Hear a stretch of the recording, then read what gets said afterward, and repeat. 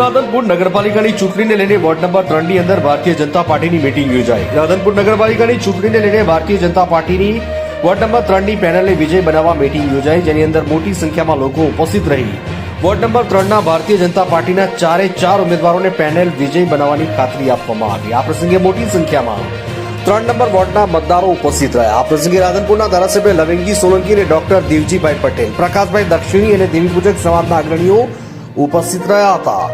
દેવી પૂજકના લોકો દ્વારા ward number 3 ના લોકોને વિજય બનાવવા ખાતરી આપવામાં આવી। મોટી સંખ્યામાં દેવી પૂજક સમાજ, અન્ય મતદારો ઉપસ્થિત રહ્યા અને વોર્ડ નંબર 3 ની પેનલને મત આપી વિજય બનાવવાની ખાતરી આપી હતી।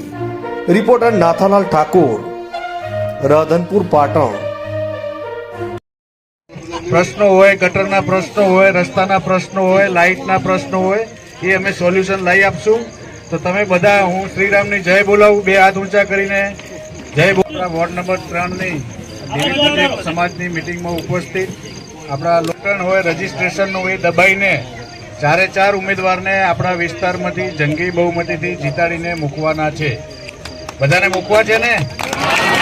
તમે બધાએ વર્ષોથી ભાજપને, નરેન્દ્રભાઈ મોદીને વોટ આપો છો।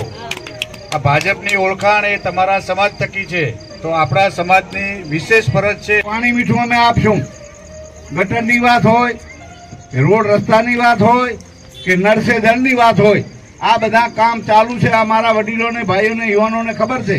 2 વર્ષના શાસનમાં આપણે કામ કર્યા છે, એટલે આપણે તમારી વચ્ચે આવીને બોલી શકીએ। અને સામે કાંઈ છે જ નહીં, ખીચા ભરવા સિવાય કાંઈ છે જ નહીં, એટલે મહેરબાની કરી અને વોટ ના પકડતા પૈસા। કારણ કે સરકાર આપણી છે અને નગરપાલિકા આપણી બનવાની છે, પાલિકા બનવાની છે, એમાં કોઈ શંકા નથી। અને તમને ખાતરી, પ્રશ્નો હોય, ગટરના પ્રશ્નો હોય,